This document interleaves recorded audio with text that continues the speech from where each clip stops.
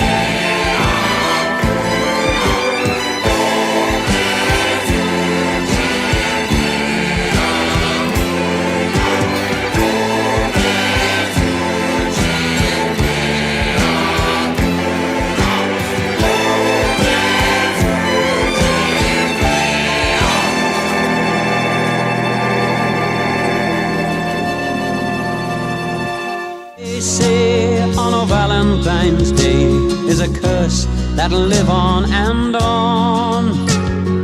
no one will know as the years come and go of the horror from long time ago. In this little town, when the 14th comes round, there's a silence and fear in the air. Remember the morn that the legend was born, all the shock and the horror was there. Oh, the legend, they say, on a Valentine's Day is a curse that'll live on, and no one will know as the years come and go of the horror from long time ago. And no one will know as the years come and go of the horror from long time ago.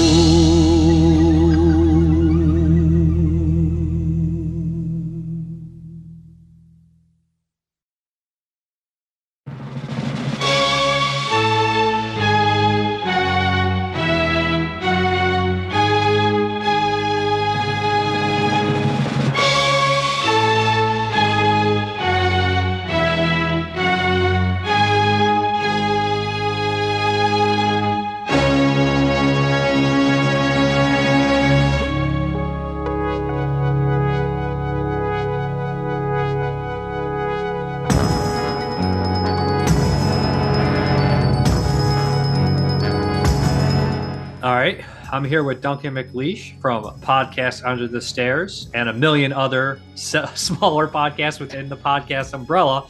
And we're here to talk about another one from 1981, David Cronenberg's Scanners. That's right. How's it going, Duncan? I'm really well. I feel actually kind of spoiled that I get to chat as much with you at the moment as I do. And at the moment, you're just hitting all the sweet spots for me. You know, like really at this point we're swinging it to Cronenberg. This is the year I was born. This is his only movie this year. So yeah, I'm in my happy place right now. That's good. I mean, I knew you liked Scanners. I knew you liked Possession. I thought you were a good person for both of those. Sometimes Possession is one that you're like, yeah, it's a love or hate, and I don't want somebody on here talking shit about a movie I love. So I was like, I got to find the right person. But Cronenberg kind of sandwiched in. He had 79, he had The Brood. 80, he didn't have anything. And then 81, he had Scanners, and he had a break. But then 83, he had The Dead Zone and Videodrome. It's probably his strongest year. So, yeah. This is his biggest. To the date when this one came out, this was his most successful movie in terms of international success. And you can kind of see why.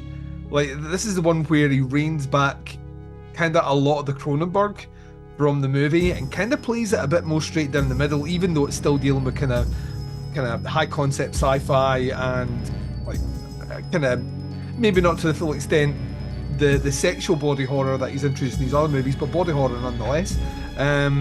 But yeah, like he apparently, if you believe what you hear from the man himself, this was the most miserable movie he made. He hated making this one. Hardest for him. Because he's essentially writing it on, weirdly, a lot of what he thinks maybe are negatives against the movie, I actually think that benefits it in the long run. But yeah, this was greenlit and in production without like a finished story or script. So he's on the fly doing a lot of this. And for a sci-fi movie, I don't know how much that is a bad thing when you're dealing with characters that are essentially emotionally devolved from the world at large anyway. I think if anything it weirdly works. But yeah, I mean, it is what it is. It's probably most known for a scene that happens in the first 5 minutes. So I always forget that the movie opens up with Stephen Lack, and then it goes to I'm always like, hey, where's the Ironside scene? And I'm like, oh no, it's kind of like the beginning of Critters. I'm like, I don't remember this taking place in space in the first 10 What's minutes. Happening here? Like, what the fuck is this? I didn't think they went back to space until part 4. But then I'm like, oh yeah, it's kind of like that. But yeah, that opening with Stephen Lack is interesting. But what really steals the show, and that's the only knock I really have on Scanners, is the first act is the most powerful, and the ending is amazing too. But that whole scene is such one of the most iconic, probably best head explosion of all time. I would put it there, yeah, definitely. I mean, it's, what do you put up against it? Maybe Maniac, Dawn of the Dead. Maybe Maniac, yeah, maybe Maniac, and Maniac's about the same time, so yeah, and Dawn 78, so two, three big head explosions all like there. And I think what you get after that is people trying to be too fancy with it when you don't need to be. The kind of beauty of it is the cut shot of it, and that's all you need. And then you're done. It is like you mentioned, like the kind of, if you're looking at the 3-act structure, right?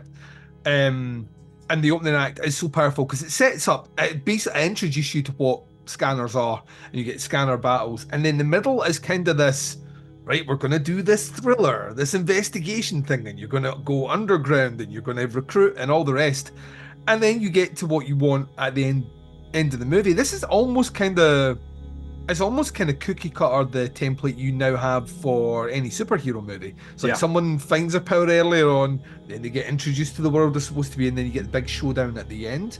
And I think maybe in other hands, that middle section wouldn't be as dry as it is. I mean, it's still got a lot going for it, but I think the problem lies, and I don't know what your take on this is, ultimately it's on Stephen Lack, who maybe not the most charismatic choice as a lead character in a movie. He was an artist, right? They hired him because he's an artist underground, and I imagine they were thinking, well, this guy is going to be socially awkward to perform. They said he tried his best and he didn't know his lines, but he's acting up against, Ironside was acting for years. He wasn't known yet. This is his breakthrough role. He had roles before. This put him on the map. Jennifer O'Neill had been acting before. She was in Fulci's The Psychic. Among horror fans will know that.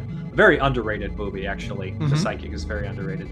And then you had Patrick McGoohan, who was in television, and of course he would go on to be in Longshanks and Braveheart. Lawrence Dane, who is a staple in exploitation and Canadian film. So it's like, he's not acting against bumps. He's acting against some real hard, and he stands out like a sore fucking thumb. And I think that was the intention Although he should have just used Art Hindle or somebody from like a previous movie who is kind of bland but still good. Yeah. I don't know. Like I say, I don't know how much of it is. I don't know. Like, it's weird to always predict Cronenberg as well, because there is a method to the madness that sometimes doesn't always bear out. Some of it bears out longer term, where you can go back and view films. I mean, Scanners is a movie that's been, if anything, it's been reappraised more handsomely than it was when it came out. Like, critics weren't overly enamored with it. They thought it was, of the Cronenberg films to date, wasn't his strongest. You know, like, a lot of people would root more for The Brood. The Brood's a better film. Yeah, The Brood is like The Brood's. Yeah, The Brood's a better. It's one of my favorites. And then when you go to video, it's sandwiched in between two colossal, like, juggernauts of movies, and then you're literally sitting back and watching. I mean, Cronenberg's 80s run, I would stack like up against like almost any director. I mean, it's pound for pound. Like Dead Zone, The Fly, Dead Ringers, you know, like just incredible movies, like incredible. And his movies. horror film run from Shivers all the way up until Dead Ringers are at least, even if you don't personally like the movies, you can't say that they're bad movies. No, they're very interesting, and his take on how he shoots them, the way he develops the stories, like I say, the underlying subtext, they're surprisingly smart movies, like really, really, really, really clever movies in what it does. It doesn't overall, it doesn't surprise me that he kind of found it difficult to really kind of capitalize on the horror stuff after that. He got less interested with it. Like when you're moving through movies like Naked Lunch, which was definitely a passion project, or even Crash, which is, I mean, it's maybe his most sexualized movie. But that's like even that's an incredible. Like I've said this before. I really struggle to think of a Cronenberg movie that I actually don't like. There's ones that connect with me more than others, but even in his later day when he was doing things like Cosmopolis, I still think Cosmopolis or Maps to the Stars are really interesting movies. They're maybe not necessarily in the genre that I like, but I'll find a performance or an idea, or he's obsessed with Freud. That's why you get the kind of the biopic there of that. But at this level here, he's really just kind of. I think he's just trying to get a hit, if you know what I mean. I think he's like, I've made these movies now. I've done The Brood, which was like an expungement of feelings out there, and now I'm just gonna make something that appeals to a bigger audience, and it does. You know what I mean? It lands. He needed it. Yeah, one for him, one for them. You know, and I'll never forget that fucking picture of him. I love it, with the 4 reels of film.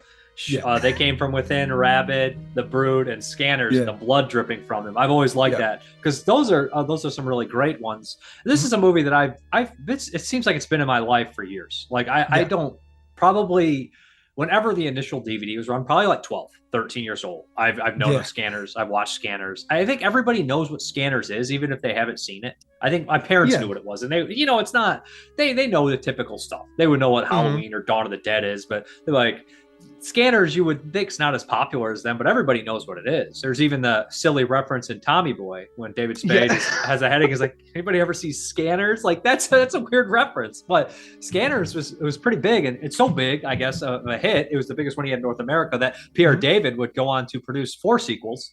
All that, I'm just kidding. I will say this though about the Scanners. The Scanners 2 and 3 are kind of crummy. I really think they're poor. I'm trying to think of the one I've seen. Scanner Cop's the one I've seen. I don't know what number that is. That's 4 and 5, and there's 2 Scanner Cops, and they're actually really fun because they called in some villains. In 4, Scanner Cop has Richard Lynch. Yes. And then in 5 has Patrick Kilpatrick. And when you have a villain in a Scanners movie, you gotta have somebody that can at least fill one of the shoes that Ironside fills, because the other ones just are I don't know who anybody's in the movies. And like, so are the direct sequels then? Are they connected? Because obviously Scanner Cop goes off and does its own thing, but is the direct sequels like part 2 and 3 are the continuations of this story, or are they following different characters? As far as I know, they're different characters, and they were both made or released or made in 91, and then I think the other one was 94 or 93, and then 94. So they were pretty close back. I know that somebody mentioned that one time they were going to remake Scanners. They were offered Scanners to remake, and they approached Cronenberg. I think it was probably one of the directors. I think maybe it was who's Darren Lynn Bousman, somebody like that. And he said they asked me to do Scanners or remake it or something like that, and he just like walked away, like because Cronenberg's not a big remake guy, even though his most infamous movie is a remake. It's a fucking remake.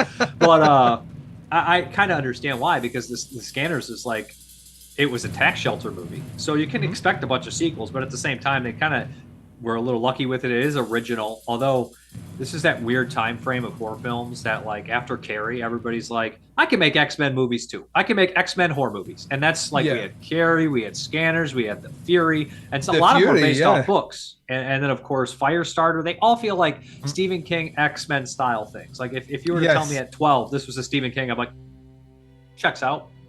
Yeah, and like, it's interesting as well, because when you think about that, he kind of follows this movie up with a Stephen King movie about a guy who's a another Stephen King X-Men movie. Like I don't know if Stephen King was a big comic book guy, because I feel like he just sucked in all pop culture, because like when you see it, they're like, it's kind of like Nightmare on Elm Street, isn't it? Or this is like that, or that's like this. And he looked at his surroundings, and I've heard someone say this, and I would agree with them. I never really thought of it. King was writing to his audience.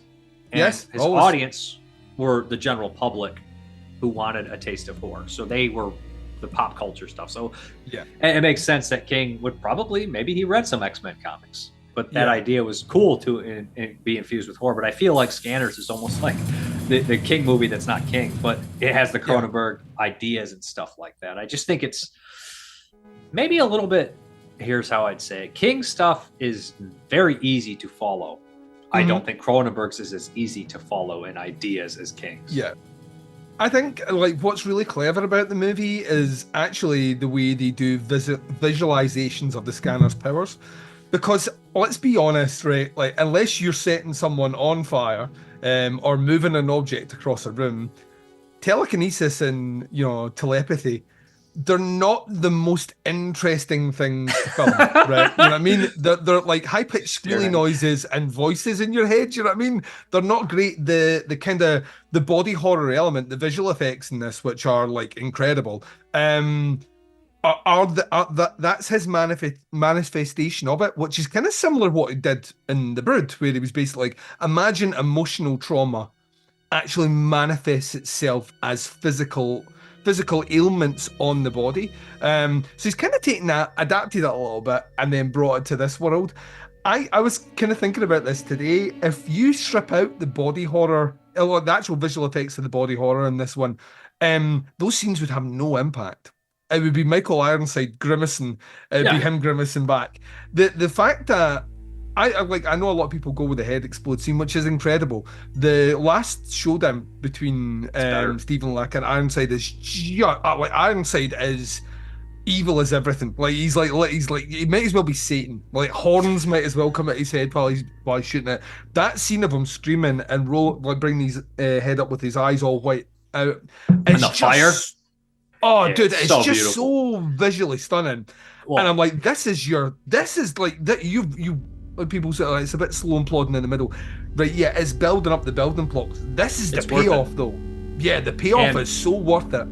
And I think that Cronenberg owes a lot to Howard Shore, because the score in this movie is so powerful, and when the music and it's just like, dude, this is so much more expensive now. It's like, if you compare it to like American counterparts, because this was $1 million for Canadian, which is probably like $1 million or something at the time, which is cheap. Honestly, if you compare it to what the orchestra score, it's not the fucking orchestra. Like you compare it to like the 80s or 70s output, the late 70s, early 80s America's putting out there, like, we did this and we have this, like, as good as Carpenter's scores are, they're cheap for him to make. Of course. Comparison to that, right? Like that's not.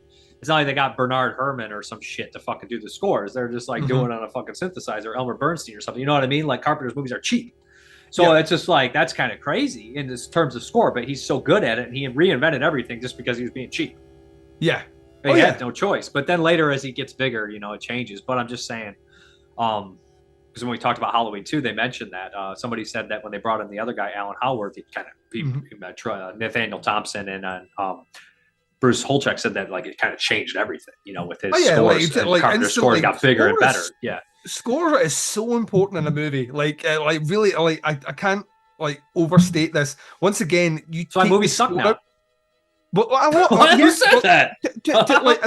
I'll be honest with you. Like we talk about this a lot. Like me and my friends when we go and see movies. Like to me, like I will come out a movie and I will not remember anything about a score, like at all. Like even a note. And like if I even jump back a decade ago, like I would come out of movies and be like, "Oh, right, I need to go and check out that song," or and like like if it was a popular song play, never thought of that song in years that way, or I need to go and check out who did the score for this, so I can go. Like, their background as opposed to being part of the movie, and I think that's where like Cronenberg, like you've got to remember Cronenberg and Shore like have like a huge run of movies, and like, he scored an incredible amount of movies. And all of them have there's two that can go two ways. There can be the way where essentially the composer is kind of almost kowtowing to the director's wishes, or you can have a composer that really adapts with that style and tries to fit. And that's what you have in Shore here. The score is magical, and it will once again it amplifies those scenes, builds them out, makes them. It just makes the movie feel legitimate. Like it feels important. Makes it feel like a big movie. Yeah. They have that great there's that great it's on YouTube and stuff, people can go and check it. But there's that great talk show where you have, I think it's at the time John Landis has just put out American Werewolf in London, John Carpenter's just put out The Thing, and I think Cronenberg is in between, so he might have just started shooting Dead Zone, but he's just put out Scanners, and the three of them are on the couch and are being quizzed about movies and whatnot. And of course, Landis has been a bit of a prick and very flippant about things, and he's funny kind of way that he does, very dismissive. Carpenter has been like super serious, as Carpenter will do. But Cronenberg is like infinitely fascinating to listen to because he gets it. Like I think he's the smartest director. Even his interactions and his humor is so much more clever than the other people's, just because he's just like he'll say something that's really funny and you don't expect it to be funny, but he's dry. Yeah, he's very dry, but he's like he's operating at just like he's one of those directors where the other two, like even Carpenter by thing standards, like you get the feeling that Carpenter's making movies, right? He's making movies that he loves, but he's making movies. He just happens to be very good at them. Landis is kind of being very satirical and kind of like almost abrasively funny, like with what he's doing. But Cronenberg's like it's that kind of level of I've got an idea of what my brand is. I've got an idea of what my movies are and what I want to do in them. And he established that really quick. And Scanners, like I say, might be his most straightforward of his horror movies overall, but that doesn't mean you get any less kind of social commentary. There's like some great ideas about the government, like there's like giving the medicine over prescription of medication, which is a huge thing. Look at all the pain meds in America basically wiped out an entire generation.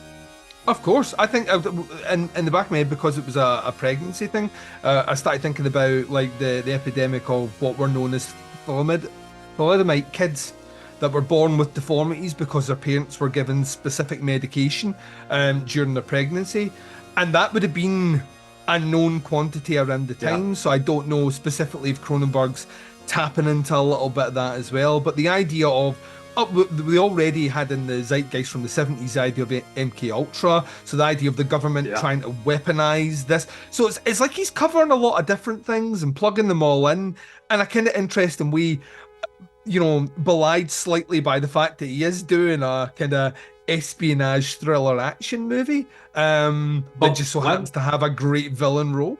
Oh yeah. When was Weapon X introduced in the X-Men? And I know I keep coming back to that, but like I swear, like I feel like they're so similar. Like, and I don't know if Cronenberg would read it. I mean, the thing is, there's another part of me that thinks like it could just be because apparently this is based loosely on a chapter from Naked Lunch by Burroughs. There's a chapter that Cronenberg was obsessed with. That was the underlying initial idea for Scanners, and then he built out on that. Was it called Descenders or something? I can't remember. I remember hearing about it when I did my roundtable episode on this years ago. I'm sure it's Descenders. I think it's a chapter in Naked Lunch, and then of course he would go off and end up doing Naked Lunch himself. That's how much he was into Burroughs. Burroughs is not easy to read. It's deliberately standoffish. The Naked Lunch is barely watchable for me. Almost like he said it was unfilmable. Like that from that year, Kafka came out as well, which is another movie where you're like, fucking by Soderbergh, you're like, why is my brain hurt after watching both these movies? I just don't know what the fuck to think. And like, they're just such bizarre movies that are like partially biographical and partially horror movies, but maybe they're not. I don't know. They're just very bizarre films that one watch is not enough. Maybe it's too much. Who the fuck knows? You've got like the same time. There's a great story of when Nightbreed is being filmed. David Cronenberg on set as Dr. Decker is actually writing the script. In between takes, he's writing the script and story adaptation for Naked Lunch. I just imagine what that must be like. You've got Clive Barker on set adapting his work and filming David Cronenberg, who's in the process of doing his thing, and just the weird worlds that must have been colliding there of two guys that have very, very, very unique styles of telling stories. Must have been like infinitely fascinating. Either that, it must have been the most boring, banal thing ever. But in my head, it was the most fascinating thing that's ever happened. I bet they had some good conversations. Honestly, I think that Barker is more of a Cronenberg. I mean, I think that Cronenberg's probably more of a Barker guy than King. What always surprises me that he never went down that road. I know he never Barker never really did anything that was overtly body horror, but there are things in his stories that I think, in the hands of a director like Cronenberg. Could you imagine Cronenberg's Hellraiser? Holy fucking shit! Crazy. Yeah, but that's body horror for actually sure. Actually coming out someone's stomach. You know what I mean? They'd be reaching into the stomach and vagina to pull out the box. Well, so and Hellraiser 2, Dr. Channard would have just like put the box inside someone's stomach. Hellraiser 2 would have been the Cronenberg movie, definitely. That would have been awesome. Like, his interpretation of Leviathan would be fucking mind blowing. It's one of those ones where he's an interesting guy because he spent so much time crafting his own stories. So Scanners is like an original story for him. Must have been influenced, like you say, by other things around him. As was Rabid and Shivers. Even when you go into like The Brood, that's like his own story. Videodrome's his own story. Then he gets a shot with Dead Zone at doing someone else's stuff. The Fly's ostensibly a remake, but he's rewriting it. Dead Ringers is Dead Ringers based on a book, I think. It's a book, and I think that's the first one where he visibly starts to try other things. So Naked Lunch is based on a book. Crash, I think, is based on a book as well. So he like goes off and starts experimenting in other realms, and I don't think it's until Exist ends, but by the time he comes back to do something else, which is really essentially his updating in a lot of ways of Videodrome. So he's like making it for a new audience. So I think Videodrome is probably his most influential if you just look like and what not at the time, but for the future. Like if you look at it, I feel like almost some of that like crazy shit that happened in the later 80s when you get to like Tetsuo was directly inspired by that. And we actually have Joe D'Amato to thank for that, because he saw fucking Emmanuel in America and he was, what the fuck is this nasty shit? And then he went and made Videodrome because he saw that fake snuff footage, which predates fucking Cannibal Holocaust. So I mean, so that's crazy to think that. So, but if we're getting back like to Rabid was also another thing where the government steps in and they start killing the rabid bodies and stuff, and they're just taking care of everything. So one of my favorite closing shots to a movie like of all time. It's just so cold. It's like the Crazies when you watch the Crazies the first time. It's like Night of the Living and Dead. You're like, this is how this movie ends. Like this is how is very Romero-esque is Cronenberg and him at the time, because when he didn't have Howard Shore, he used a lot of public domain music, and so did Romero. So you'll hear a lot of the same cues in Rabid as you would in Dawn of the Dead and the Crazies, and you're like, these have a lot of the same DNA. It was in the air at the time, and it's weird that you would never think that Romero and Cronenberg are similar, but they are. I don't think that anyone. I would say Romero is way less cold than way less cold. But when he's mean, they're similar. Like the end of the Crazies is very mean spirited, but also kind of like in a like fucking miscommunication way. And I think Cronenberg is more cold, but I think that Rabid very is probably believable. Like the Crazies ending is it like but that's the real world ending. You know what I mean? That's the ending we would want to acknowledge humanity would do, but actually that's probably the way it would go. Yeah. The same with Rabid. Like the end of that movie, It's probably how we would do it. Like it's not too dissimilar to how certain countries got rid of bodies during the COVID thing that just passed, where it was just a case of right, we just need to like kind of master it. So it totally made, and I think that's why those movies hit as hard as they're very like 70s Scanner. too. Yeah, you're dealing with like like some of my favorite movies of all time are the ones that actually deal with kind of high concept government involvement in the 70s. I'm like, to me, like one of the scariest movies, which isn't even a horror movie, is The Conversation. And like Hackman at the end of The Conversation is about as broken a character as you will ever see on the screen. This guy who's been super confident and in control of everything all the way through the movie is left like an empty shell of a human being, like convinced that, you know, the government's like, it's not that they're just on him, but they're listening to every single thing he says. And the journey you take in that is it's paranoia inducing, and you lose that in Ease because the subtlety's kind of gone. You know what I mean? The subtlety, but it's not. Or the more we're no longer special trying... effects and yeah. We don't have the concepts. We just show the concepts and not have them. If that makes any sense to people, You have a battle in this movie effects between a guy on a phone and a computer, and which I still think is kind of weird. I don't know if it really works. It's insane. It's like that's budget. That's someone go that. How do we shoot this? Right, we'll just shoot like a guy on a computer and a guy on a phone, and we'll fix it in post. And it weirdly works, but it should be. Look, that's the Howard Shore thing. Like without that score in the background, that scene is a guy typing on a computer and another guy in a phone booth straining. Like that's just like not riveting at all. It's not. Yeah. What was I going to say? We should definitely go into a little bit more on Ironside. Like, it's so crazy to think that Stephen Lack was 35 in there. I was like, at the time they made this, and he was 31 or something. He looks very young for his age. Yes, he does look. He was 35, and I was like, that guy looks like he's 28. While if you look at Ironside was 31, and you're just like, no, because I'm 37. Like, I have a lot of gray hair, but Ironside does not look. In the flashback, he looks maybe 31. In the great flashback, that was probably shot like 6 months earlier, but he looks so much older as it goes on, and I don't know how. I mean, I would not guess 31. Yeah, he's a great character actor, but he's a great Daryl Rivik is a great villain in this one. Like, see when like you see him at the beginning and does that, you obviously does the head explosion and then does a bit of manipulation, but it's like you see when you're like that, what's on his head? You know, what's that mark?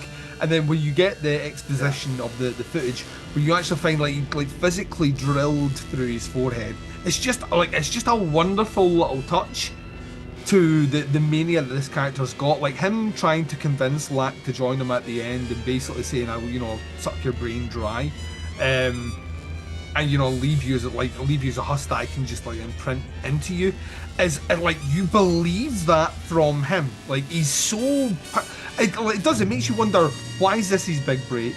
And I hope Hollywood start using him in villain roles after this, of which they do, including Total Recall, which at one point Cronenberg was on to direct. Yeah. And Annals of History, which kind of... They had a falling out, though, Cronenberg and Ironside, so I wouldn't have been in that. Yeah. But I think that's probably the first time everybody saw Ironside. I did as a kid, was Total Recall. Yeah, I think like his earlier work, like Visiting Hours and stuff like that, I didn't get to till much later on. But yeah, Recall came out 1990, and I saw that probably when I was 5 or 6. Because my family, it's fucking Arnold. We're gonna see the Arnold movie, right? Yeah. So like, even with the 3-boobed lady, we're like, fuck. My parents were like, and he was. I loved him ever since because he had the great lines. Like, he's not gonna remember any of this. He's like, no. He's like, oh. There's so much good stuff in it. He's so good. He's the perfect goon in that fucking movie. When he's like, it's like, what's the one guy with the glasses say from Toy Soldiers? He's like, I wouldn't want a guy like boning my wife either. It's like, would you say she liked it? It's like, no, I'm sure she hated every minute of it. Ironside, right from that moment, hates Arnold's guts. I'm sure she hated every minute of it. That whole scene, like, that's all built up so well. But Ironside's like, And he's like, "See you at the party." The whole playback is, and he was just the best goon of the '80s, from the Watchers to Visiting Hours to Total Recall, and then he pops up in Starship Troopers. Always excited to see what Ironside could do. Extreme Prejudice. He was one of my the best actors. things. He's one of the best things in that Highlander sequel, which is not a good movie. But he's like one of the like you're sitting there going like that. Who would you get to replace Clancy Brown? Michael Ironside, and it works. He's a great villain in it. He's a very, very, very good space alien villain. They're both together in Extreme Prejudice on the same side, somewhat. They're great in that movie too. I mean, like, he was just so good, so much good output in the '80s, and this is what did it. I mean, this is people saw this and were like, that guy, we want that guy, and he really is the standout in this movie. Well, the thing is, he's got that. I love his delivery as an actor. I think he's got a great voice anyway, but his body language, his body movements is great. But there's also a presence about him, like when he starts getting to that menace, especially at the end. But when he starts menacing up, hulking up a little bit, it really works. The camera loves it as well, and he commits to the role. I mean, this is a role where he's against a guy who's visualization. Stephen Lack's visualization of like the scanner power is kind of like jerking a little bit and kind of like a kind of mini spasm, whereas Ironside throws his whole body behind it, and I kind of love that. I kind of love that aspect of it because it sells it for me. You are selling the concept of like invisibility to me because there is no manifestation out with the practical effects, of which, I mean, the vein work on this one and the blood dripper and the bladders, the peeling of the chunks of man. When Stephen Lack pulls a chunk out of his face, you're like, what are we doing here? That's Dick Smith too. They said they got Dick Smith on there, and they said Dick Smith was in a rush, like, and he's one of the best. I mean, Dick Smith is honestly, what was it? Besides Jack Pierce, is what, the king of special effects? Yeah, it was probably Dick Smith. I probably would say Dick Smith. With like him, it kind of started with him, right? Yeah. Like, I mean, all those guys. If you're looking, Savini went from Dick Smith, Rick Baker. I think they all probably learned under him or learned a thing from Dick Smith, right? Yep.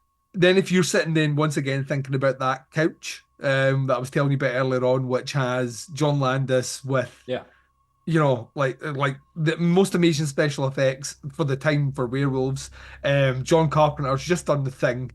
And Cronenberg's just come off scanners, and you're like I mean, I'm not one of these guys that's just, it has to be practical or I'm not interested. I think there is a practical use for CGI.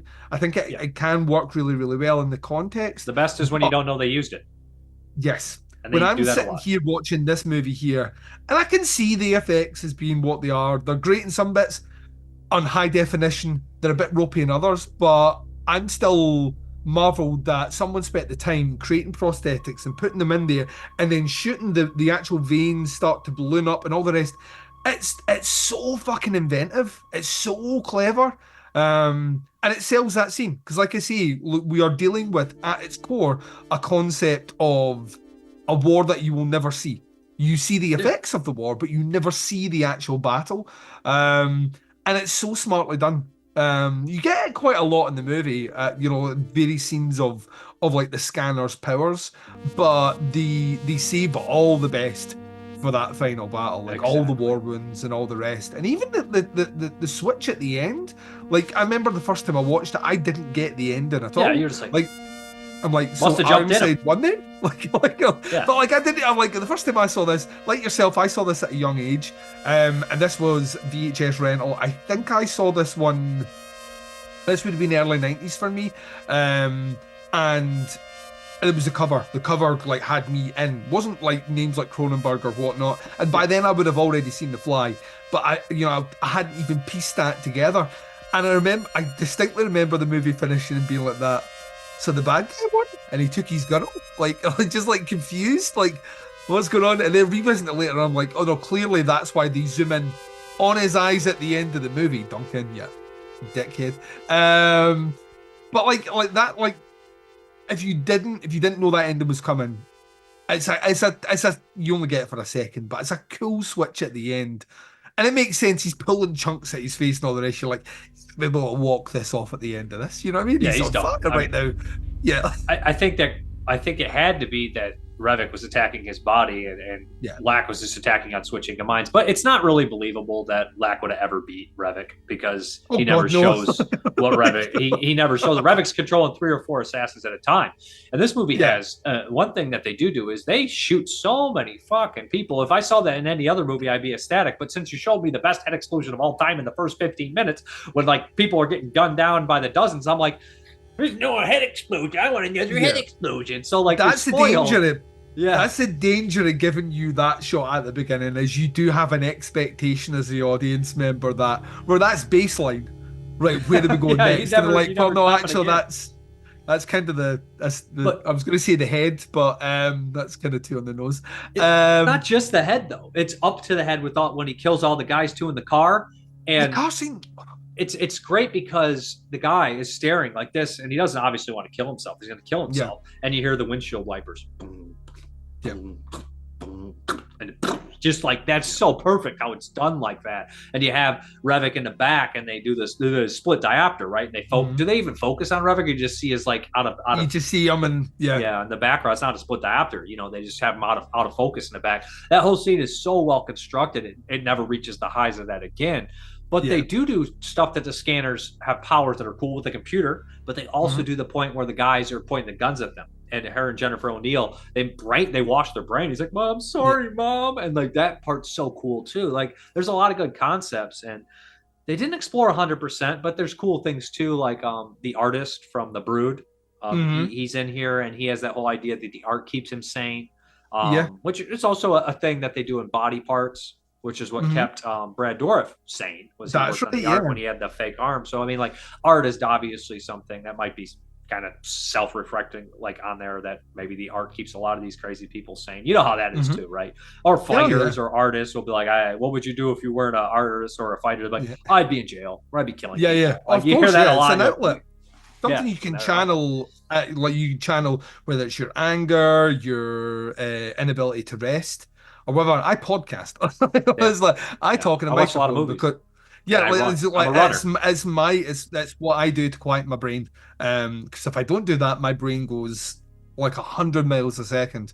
But yeah, like, I love those. I do, like you mentioned, like, it's something that it isn't ever really fully explored. But even each of the scanners seem to have their own aptitude. Like, her ability to change herself into the mother figure seems to be her. Like, it's distorting reality seems to be her forte.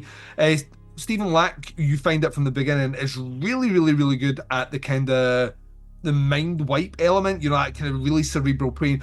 Revik just seems to be like just really, really great at, like, not. This is why you were saying the end fight maybe is a little bit skewed, but he has not only the power to essentially like physically damage someone, but full on mind control. Like, he can control everything they do. The doctor, I love that scene of him, was like, he's trying to get the doctor to inject him with the femoral, and he's coming in and he moves it across and then puts it in his own. Where he's like, we're good now. Like, just like as the drugs are coursing through his vein.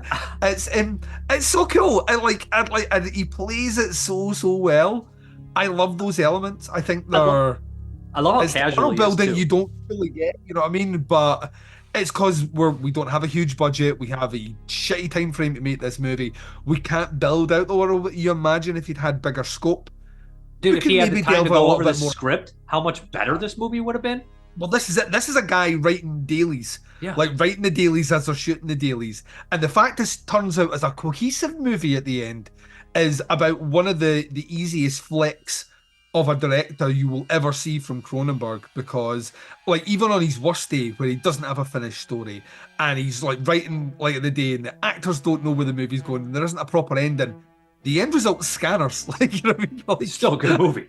It's still probably a top, like, if it wasn't 81, it would be a top 5 of the year. But since it's 81, you're like, it's lucky to be in top 10 because I mean, there's like at least 30 great films.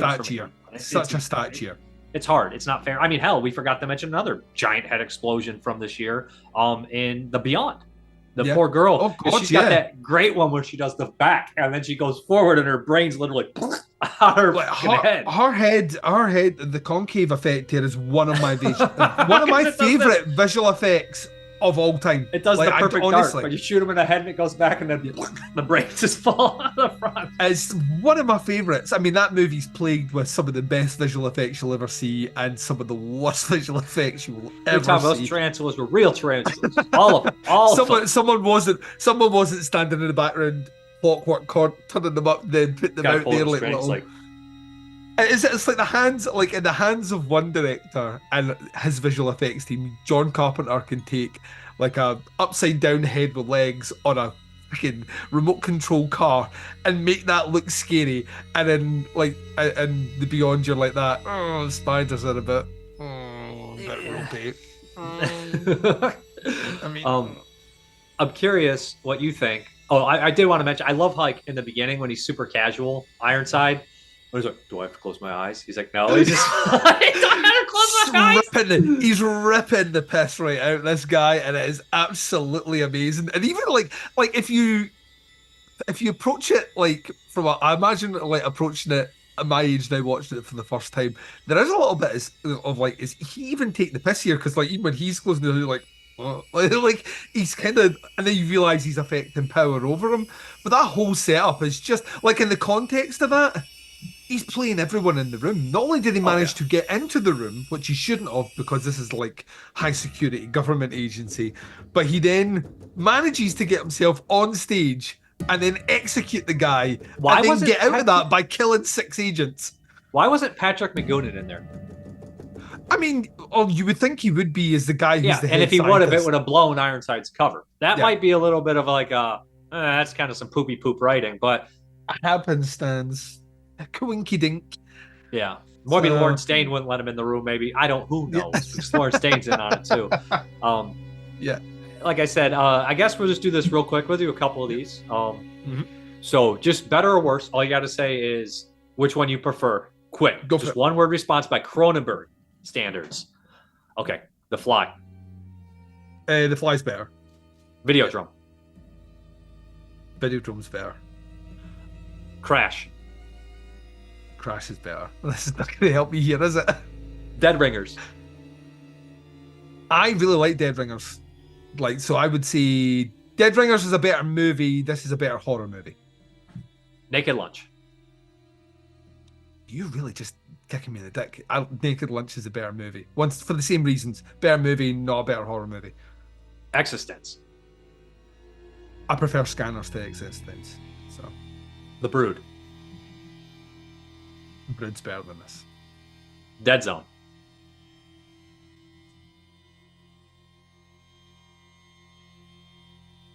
I'm going to go Scanners over Dead Zone because it's more concise. Shivers.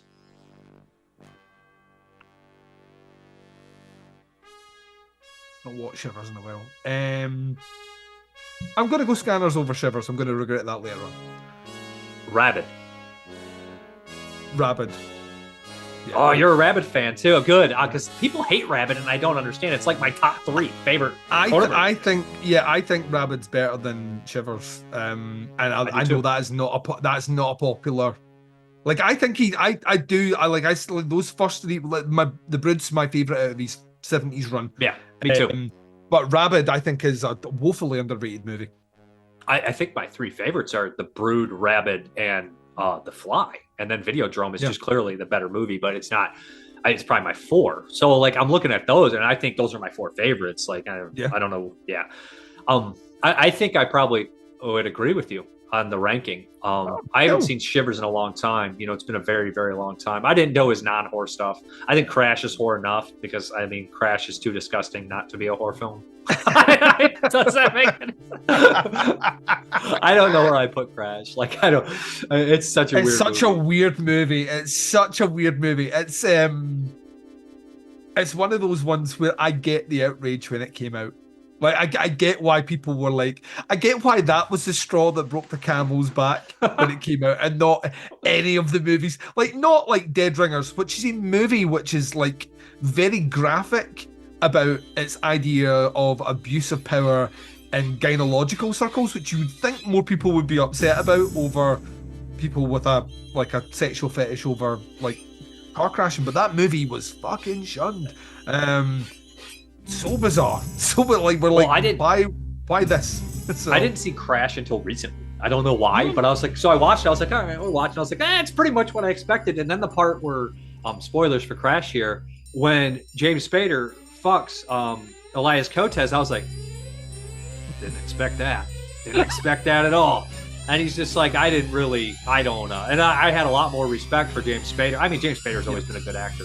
And same with, I've always liked him. Like, he's always the perfect prick in a movie. Like, he's kind of like, and Elias Koteas has always usually been the best performance in any movie he's ever in. Like, even that remake of, what's the remake he's in with Anthony Hopkins and Mickey Rourke? Desperate Hours. Yes. God, yeah. Everybody's like, I'm like, Hopkins is okay in this, and so is Mickey Rourke. But I mean, Elias Koteas and David Morris kind of stealing this movie. They're kind of walking away with it, honestly. Yeah, because it's not a great movie. The original's so much better than the remake of Desperate Hours. But I think that Elias Koteas and David Morris kind of stand out in the movie. And Elias Koteas is as many juggernauts are in Fallen, which is, I think, a good movie. You got Sutherland, Washington, and Goodman. I think that Koteas is opening when he does the Rolling Stones. He's still one of the most memorable parts of the fucking movie.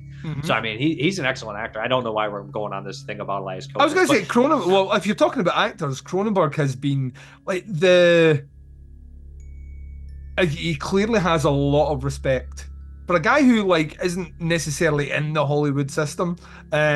He clearly has a lot of respect from the Hollywood system, because you look at the actors that will basically cut their own throat to be in a movie that he puts out. Even today, like, he still has that clout. And it's like the 90s, I think, were the apex of that. Like, when you're getting people that are really risking a lot to be in movies which are, could be potentially damaging to your career. Crash as a concept, as a movie, could be very damaging to your career. Naked Lunch could be very damaging to your career. The fact that Peter some of those Weller actors don't have to worry about it, though. I think. Like, Elias Koteas, I don't think worries about it, because he's no. He's like, I think he's going to pop up. Yeah, that could fucking. I don't know what happened. Maybe he did fuck his career up after that. Yeah, you could easily be in a movie like that and just be tarnished by it afterwards. I think he has managed to do incredible things with Viggo Mortensen. Like, I love Eastern Promises. I think it is a fucking incredible movie. But not as familiar with Cronenberg's latter day stuff, honestly. That's not horror oriented, so I need to watch a lot of that. Like when he does kind of flirt with genre, it gets quite interesting. So, like, Maps to the Stars is like a noir movie. It's kind of interesting. Cosmopolis is to an extent, as well. And that's when him and Robert Pattinson became like... That was when Robert Pattinson come off the Twilight movies and was like, I want to make movies that are completely different. I'm just going to do 2 movies with David Cronenberg. I feel like him and a lot of actors try to get away from that so hard, and like they succeed a lot. And I think Leonardo DiCaprio did. I mean, coming off Titanic, I mean, he did a Quick and the Dead before that, I think. But coming off Titanic, he was like, no, I'm not being this. And, like, he just killed it. The rest. I mean, he did good roles before that, but he didn't have respect from, like, people because they thought he was, I'm the guy, the heartthrob in the Titanic. So, like, people just treated him like shit. Like, older, middle-aged guys were like, yeah, he's not a good actor. And then it's like, he's actually probably the best actor of his generation.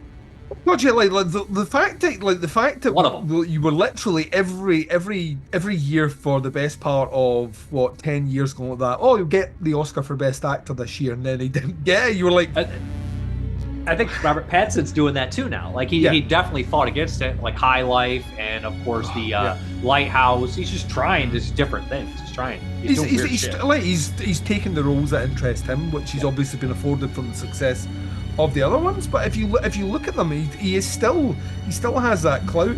One of my favorite villainous roles in the 2000s is A History of Violence. It's Ed Harris. Once again, that's another.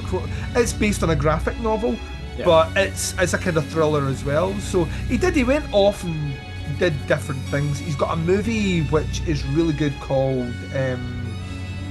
Once again, woefully underseen, more genre than anything else, called Spider, which is worth checking out as well. It pairs really well. Is Ralph Fiennes in that? Yeah, it's really, really, really good. It pairs well, and the only reason I know this is because I made a fool of myself at Q&A with what's the name of the movie, and I've forgotten the name of it, and I should remember it, with the guy who has the creepy doll head with the legs that come down from it. And he's Saw? No, he's I fucking saw it. It's a British horror film, and it's about a guy who is mentally unstable, and he made this puppet, and it's horrible. Why did I not? I own it. What year? What decade?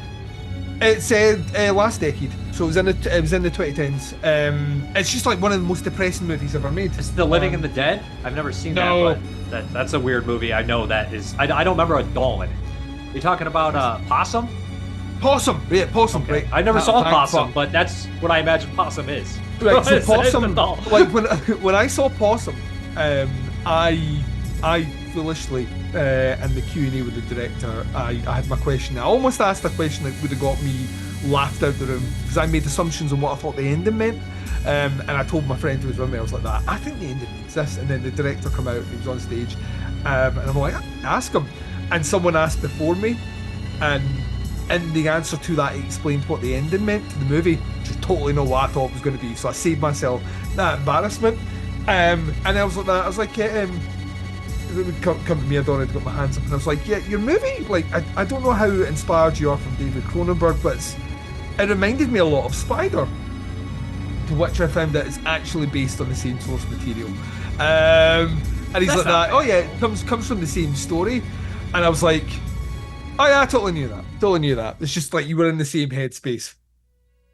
Yeah, but I mean, like, Spider's also one of the least known Cronenberg movies. That and like M. Butterfly and shit. Where like you're going back to like Stereo and the original Crimes of the Future and stuff. So it's not like it's not too known. I mean, right? Like, I wouldn't have known it. Yeah, I think my premise of the question was you've seen Spider and that's made you want to make this movie, when it wasn't that at all. It was he'd read the book. So no, I've read the book. Yeah. And I think Spider's also it's funny, but like it's an honest mistake. It's not like you raised your hand and be like asked like Philip Kaufman. You're like, sorry, you ever seen like Don Siegel's Invasion of the Body Snatchers? That's kind of like this movie. He's like, yeah, it's based off the same story, asshole. You know what I mean? Like, it's not like you asked something like that.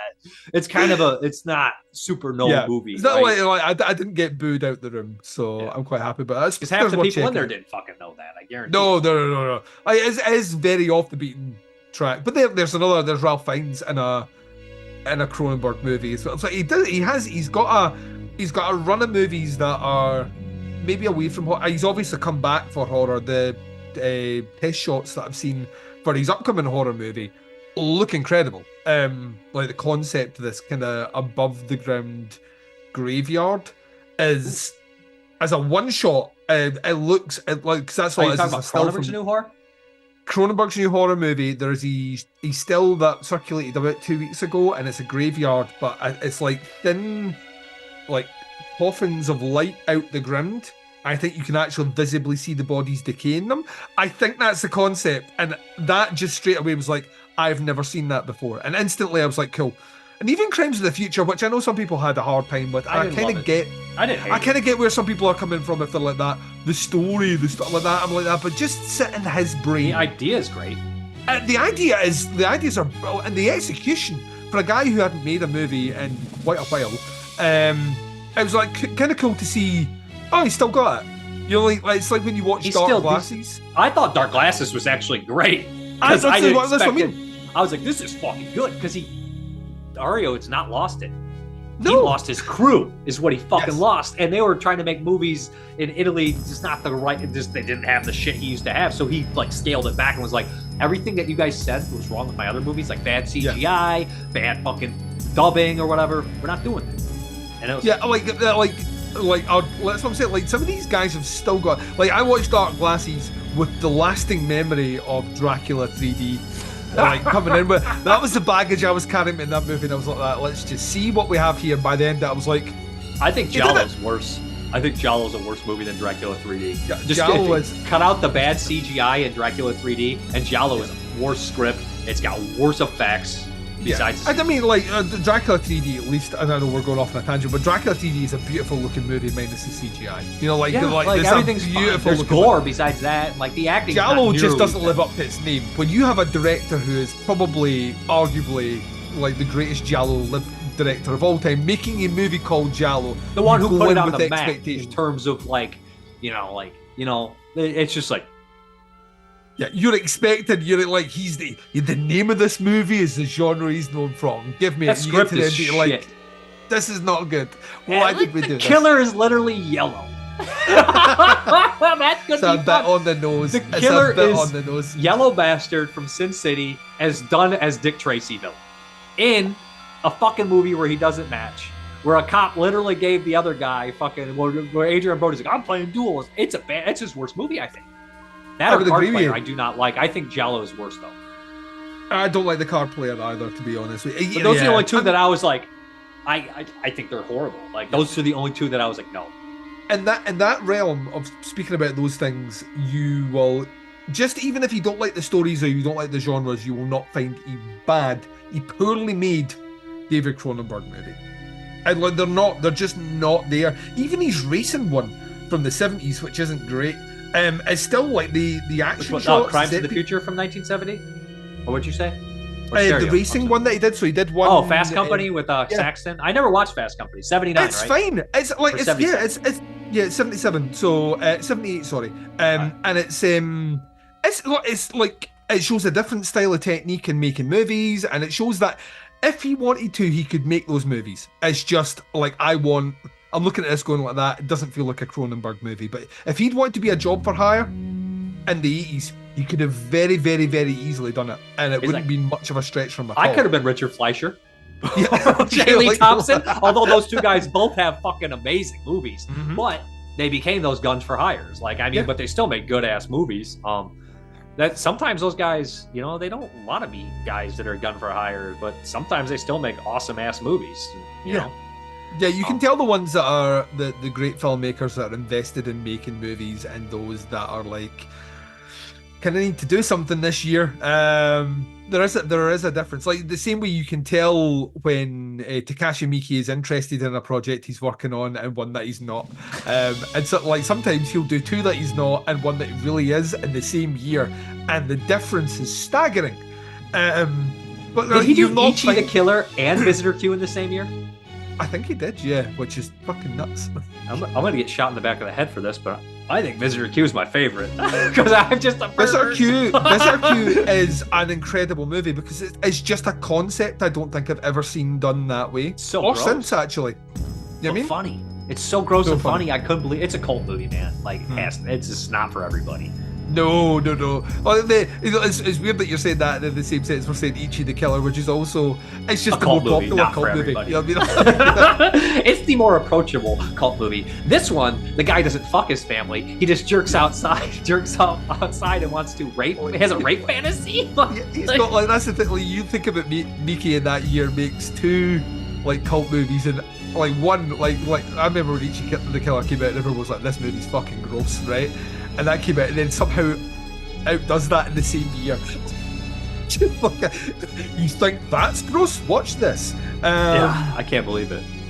He's like, so you get those, I think of all the, if you look at the masters of horror, with that, the most consistent as a filmmaker, as in, regardless of genre, the most consistent as a filmmaker is Cronenberg.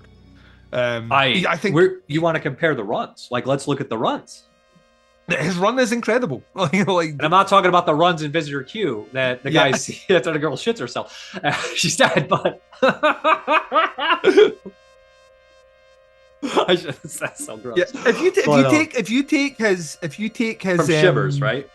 Yeah, if you take from Shivers, and if we're talking about even like I say, the racing movie isn't a bad movie, but if you're taking it from that, the first movie which I think is all kind of spectacle but no substance is Madame Butterfly, which is that's mid-90s. So no, it's 92 or 93, I think. So there you go. So go from 75 to 92. Are we doing horror or non-horror? If you're taking those out, then technically his last overt horror movie. Or we could say genre. We'd say genre because like genre, thriller and stuff would count too, and fantasy. So right. So if you're including all that in there, I don't think Cronenberg has a bad movie in that at all. Well, Romero's got Night of the Living Dead. I'll cut out There's Always Vanilla because that is a drama. Yeah. And that goes all the way. I'd say Romero really didn't make a bad movie until some people would say Monkey Shines is bad. I don't think it is. I don't know if it's on the level of Cronenberg, like it's some quality stuff. But at the very least, I would say that, Creepshow is 82. That's great. What did he do after Creepshow? Day is 85. So, I mean, dude didn't make a bad movie until, Day is great. So, I mean, 68 to 85, too, if you're counting genre films. And Carpenter, what? Dark Star, all the way to Carpenter's Mouth of Madness? I think Carpenter's first movie when I'm like, I don't know if I can get behind this is probably Memoirs of an Invisible Man. I'm not a fan of that. 88? Actually, that's 90, I think. Oh, Memoirs 90. of the Invisible Man's in the 90s, very very early 90s. And that to me is the one that feels like not a John Carpenter movie, at all. Like when I'm watching it, even Starman. I can sit there and go, I can kind of feel a bit of the Carpenter magic in here, even though it's inherently positive. Well, if you're looking at Fulci, we start with One on Top of the Other, a Perversion Story. Fulci really didn't have a shit one until I Don't Love Manhattan Baby. So that's 82. Yeah. But he I don't dislike it either. It's not the worst thing ever. No. So when did his first real... Honestly, I probably so it's the late I'm 80s. coming. Yeah, I honestly, the first one that I was like, this sucks, beyond fucking, was The Door in the Silence. I just think that's his last movie though. That's a terrible movie. I'm sorry. I'm not a massive fan of what's the one with the Ghost of Sullivan is not. That member is kind of crappy too. Something about the clocks. House of Clocks and Sweet House of Horrors. Those are related. So, but they're very late 80s.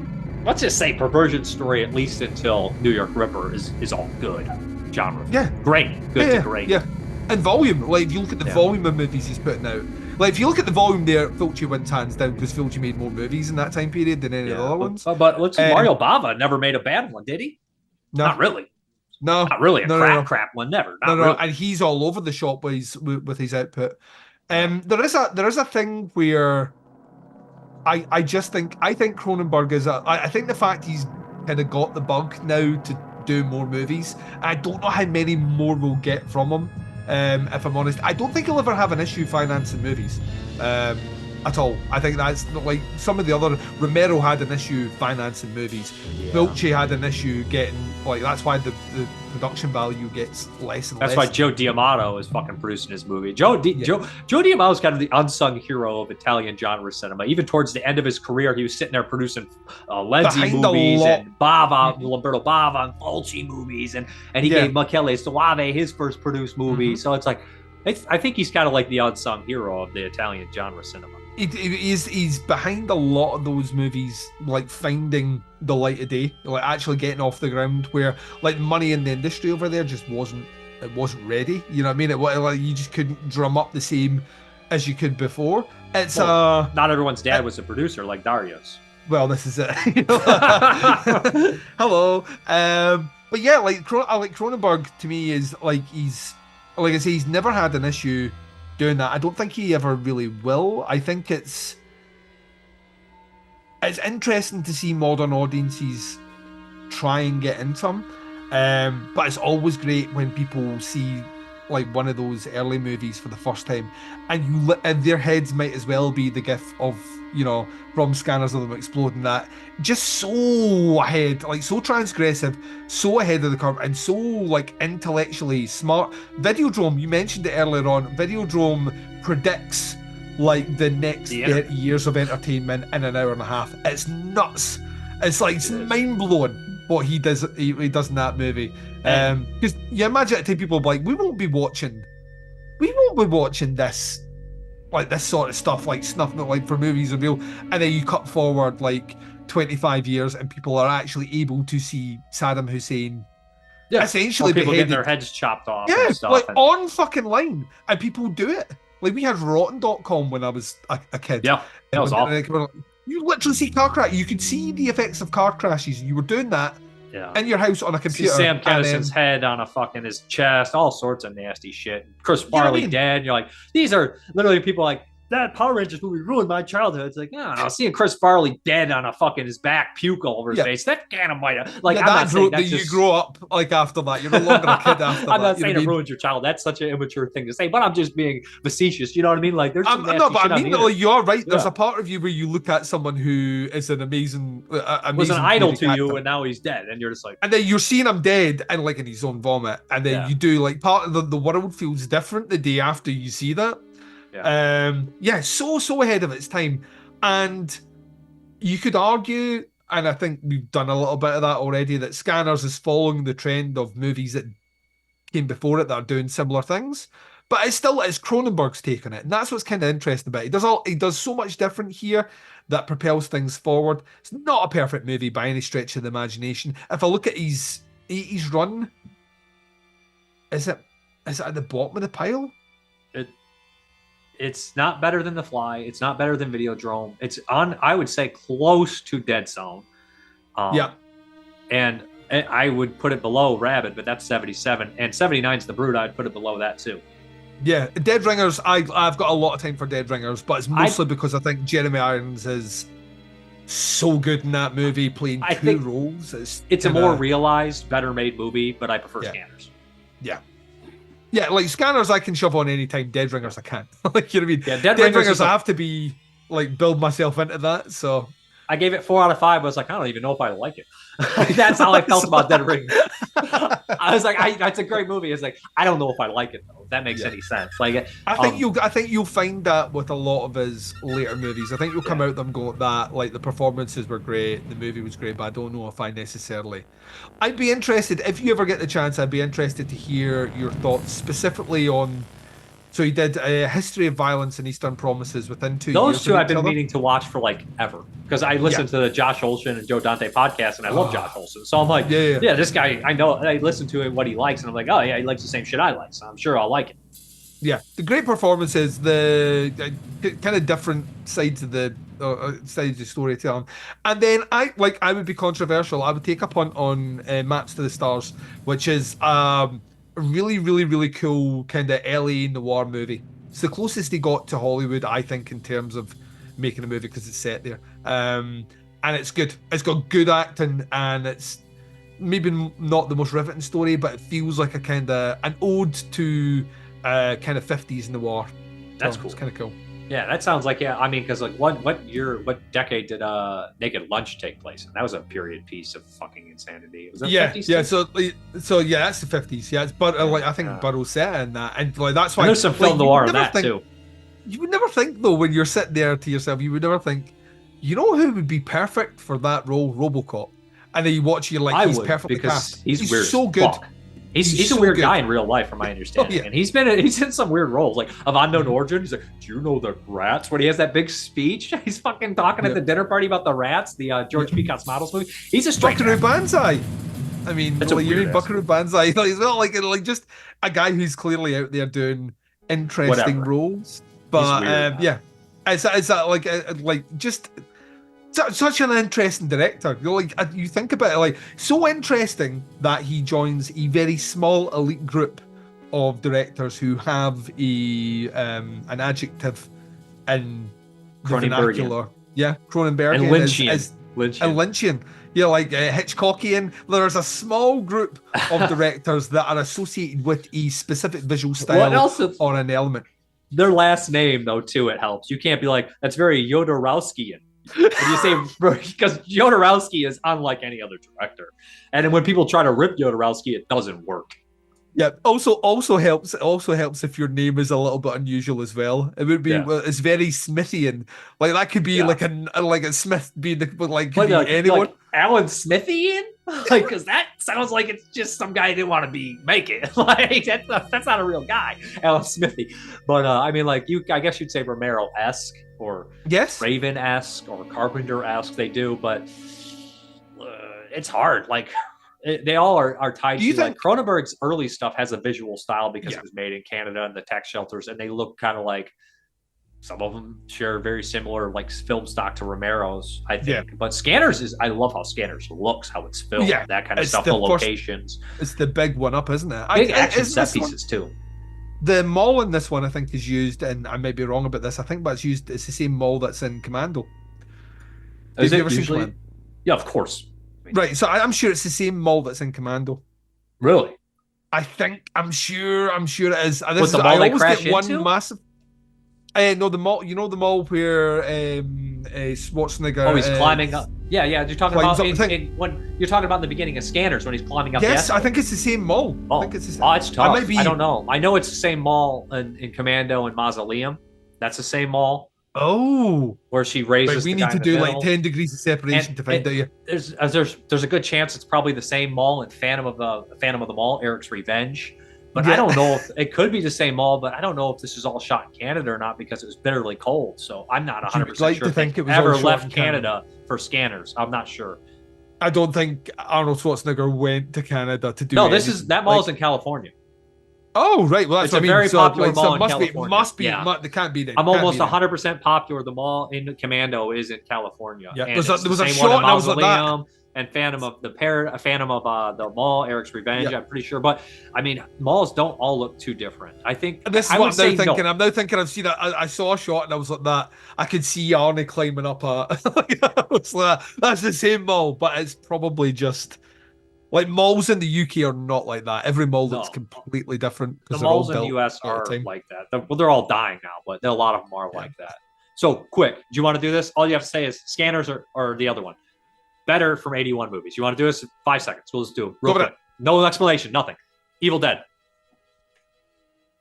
Evil Dead's better. Possession. Possession's better. American Werewolf in London. American Werewolf in London's better. Halloween 2. Halloween 2's better. Friday 13th 2.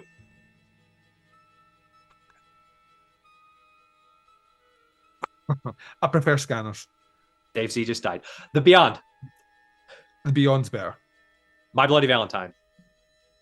I prefer Scanners to My Bloody Valentine. Another Canadian tax shelter, along with the Pit from this year. And the Boogans, I'm sure of it. The Howling. Howling's better. The Burning.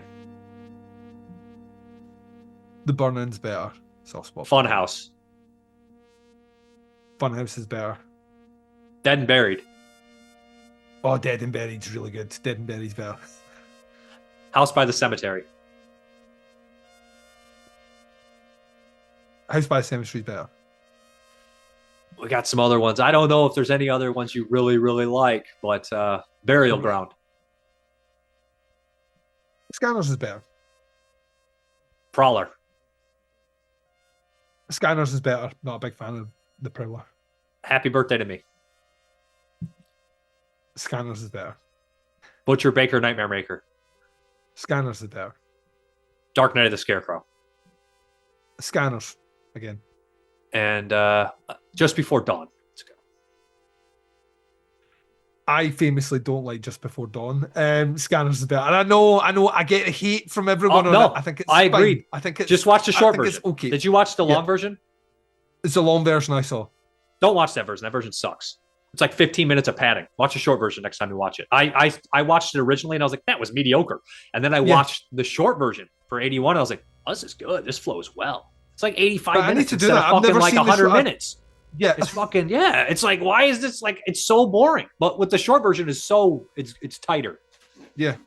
It's a I better did not movie. know that. I will do that. You're the first person to suggest that to me as well when I've moaned about it. So, yeah. Last, As you will one. have seen from Nope. that list there's a lot of 81 slashers that I'm not a fan of. That's crazy though, because it's the year of the slashers. It Cannibal really Ferox? is. Cannibal Ferox? Fucking, like Cannibal Ferox, I don't hate it as much as everyone else does. I like Um, it, but it's not Cannibal Holocaust. No, you know what I mean? That's the problem. And, like, it always blows my mind where Umberto Lenzi's like, yeah, I never saw Cannibal Holocaust. Sure about that, Lenzi? Nah, he said it. He did admit that Holocaust is the best of the cannibal movies. He's like, it's the better one. All right, it's the best Yeah, one. yeah. I was like, you sure you didn't see this? Are you just playing with me here right now? missed an opportunity to have an eye zoom. What's that, James When he's in Gunn? it. You never saw Night of the Creeps? I'm just kidding. I'm so glad we're never- watching this original movie, Slither, James Gunn. Slither's great, but Night of the Creeps is very similar. Oh, God, just a tad. Same movie.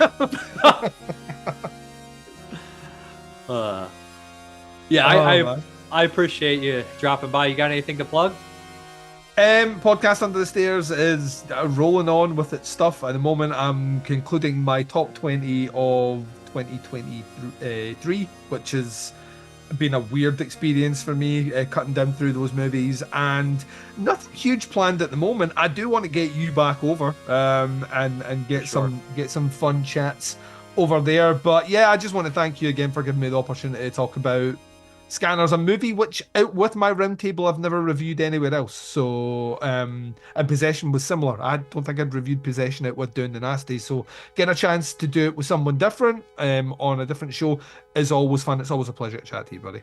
Always the same. I appreciate you coming on. Always a good guest. Thank you. See ya. Bye.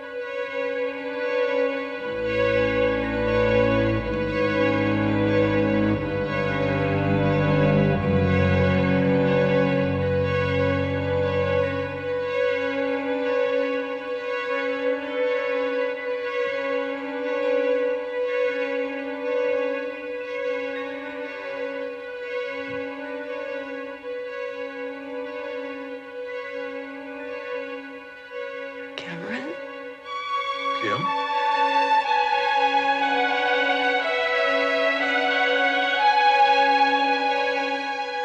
It's me, Kim. Cameron. I'm here. We've won. We've won.